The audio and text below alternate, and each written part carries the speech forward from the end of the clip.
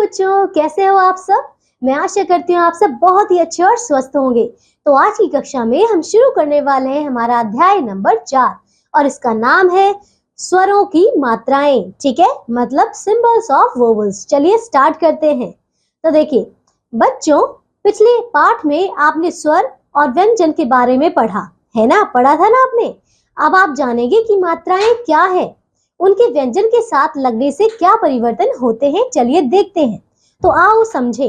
पहला आपने चित्र देखा, क्या है इसमें? ये है मछली, है ना। दूसरा देखिए, ये क्या है? किताब। तीसरा देखिए, सेब, है ना। इसी तरीके से ये है सूरज और ये है घोड़ा। ठीक है। ऊपर दिए चित्रों के नीचे लिखे शब्दों में कुछ रंगीन चिन्ह दिखाई दे रहे हैं, है ना। आपने देखा ये जो यहाँ पे नीले कलर के चिन्ह दिख रहे हैं, इनकी बात हो रही है। ठीक है, ये सभी स्वर की मात्राएं हैं। व्यंजनों के साथ स्वर ना लगाकर उनके चिन्ह अर्थात मात्राएं लगाई जाती है। इन मात्राओं का बहुत महत्व होता है। ठीक है, चलिए देखते हैं कि क्या महत्वपूर्ण है इनके बारे में। ठीक है, यदि ये मात्राएं ना हो तो ये शब्द कुछ इस प्रकार लिखे जाते हैं। देखिए कैसे, घ ओ र आ। ठीक है, स ए ब अ। इसी प्रकार क ई त आ ब अ। देखिए आपने देखा कि यहाँ पे हम जो हमारा एक पूरा शब्द बना हुआ था, किताब, मछली, घोड़ा, जब हम इसको बिना मात्राओं के लिखते हैं तो हम देखिए एक एक वर्ण को अलग अलग करके देखिए इनका कोई अर्थ है क्या? नहीं, इनका कोई अर्थ नहीं है ऐसे। ठीक है बच्चों, इन शब्दों को पढ़ना आसान नहीं, ये पढ़ने में भी अटपटे हैं तथा अस्पष्ट लगते हैं। ठीक है, इसलिए स्वर और व्यंजन को मिलाकर लिखा जाता है जिससे इनका रूप परिवर्तित हो जाता है। ठीक है, यह बदला हुआ रूप ही मात्रा कहलाता है। तो आपको समझ आया कि मात्राएं क्या होती हैं।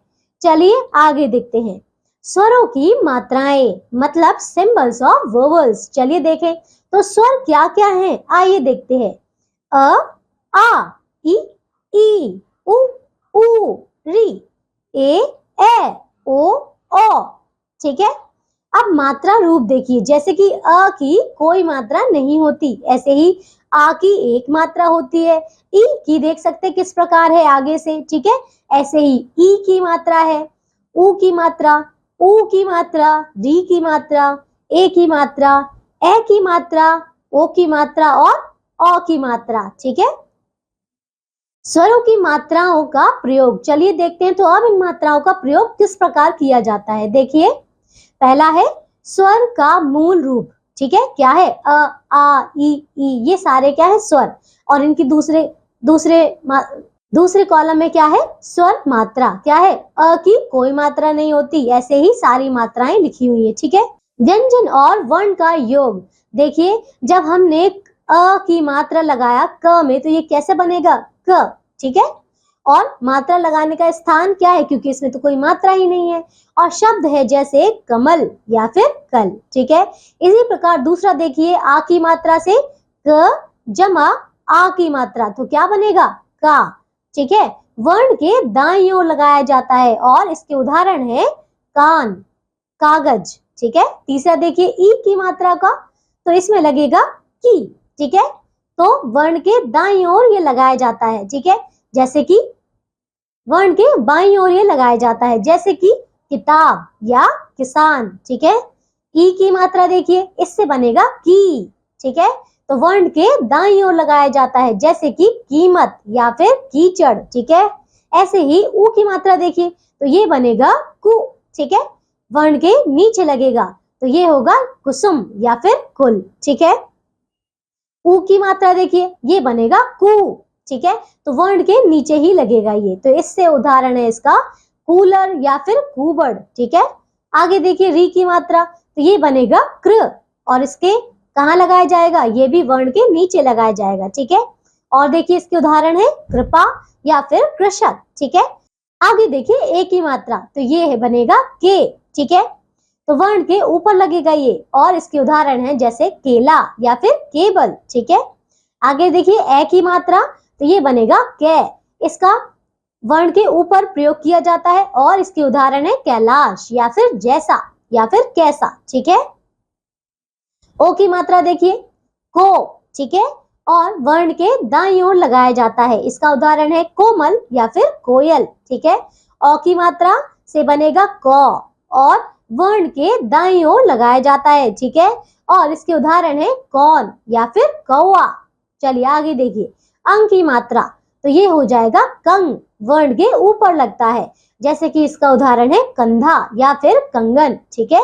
ऐसे ही अह की मात्रा है तो ये बनेगा कह। ठीक है। वर्ण के दाईं ओर लगाया जाता है। ठीक है। चलिए आगे देखते हैं अब विसर्ग के बारे में। ठीक है। तो विसर्ग क्या है? आपने इन चिन्हों को देखा, ये जो दो बिंदु हैं इन्हीं को हम विसर्ग कहते हैं। ठीक है। विसर्ग का उच्चारण है की तरह होता है, पुनः, प्रातः, अतः, स्वतः आदि। ठीक है। अ की मात्रा नहीं होती, यह सभी व्यंजनों के साथ जुड़ी होती है। ठीक है। र के साथ उ या ऊ की मात्रा उसके पीछे, उसके आगे पीछे या ऊपर नीचे लगकर र के पेट में लगती है। ठीक है। आगे देखिए, जैसे र जमा उ की मात्रा तो ये हो जाएगा रु, जैसे कि उदाहरण है रुपया, रुचि या फिर रुई। ठीक है। इसी प्रकार र के नीचे देखिए, र में जब बड़े ऊ की मात्रा लगाई गई तो ये बनेगा रू, उदाहरण है रूप या फिर अमरूद या फिर शुरू। ठीक है। इसी प्रकार री की मात्रा देखिए, री की मात्रा हमेशा व्यंजन के नीचे पैर पर लगती है, जैसे कि देखिए क में री की मात्रा तो ये हो जाएगा कृ, इसके उदाहरण है कृष्ण, कृषक, कृपा, कृपाण आदि। ठीक है। चलिए तो देखिए ये अध्याय हमारा यहीं पूरा होता है। आइए दोहराते हैं। ठीक है, जो भी हमने इस अध्याय में पढ़ा है।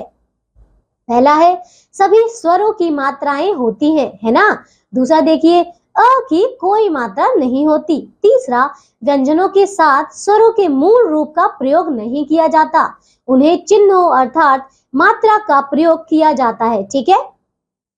उसके चिन्हों अर्थात मात्रा का प्रयोग किया जाता है। सभी मात्राओं के लगने के स्थान पर अलग अलग होते हैं। सभी मात्राओं के लगने के स्थान अलग अलग होते हैं। ठीक है। र के साथ उ और उ की मात्रा र के पेट में अर्थात बीच में लगती है। ठीक है। तो चलिए ये अध्याय हमारा पूरा हो चुका है। आइए अभ्यास के प्रश्नोत्तर करते हैं। ठीक है। चलिए शुरू करें।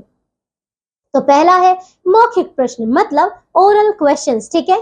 तो ये है निम्नलिखित प्रश्नों के उत्तर दीजिए। क देखिए, जिस स्वर की मात्रा नहीं होती है वो क्या है? वो तो अ है ना। ख देखिए, मात्राओं का प्रयोग किसके साथ होता है? तो ये तो वर्ण के साथ होता है ना। ग देखिए, र के साथ उ और उ की मात्राएं कहाँ लगती हैं? तो र के पेट में लगती है ना, मतलब बीच में। घ देखिए, री की मात्रा के उदाहरण दीजिए, जैसे कि कृष्ण, कृपाण, है ना, कृपा आदि। चलिए दूसरा देखते हैं लिखित प्रश्न, मतलब रिटन क्वेश्चंस। आइए तो पहला है सही उत्तर के आगे सही का चिन्ह लगाइए। चलिए देखिए, क है स्वर के लिए निर्धारित चिन्ह क्या कहलाते हैं? तो ये क्या कहते हैं? इन्हें मात्रा कहते हैं। ठीक है।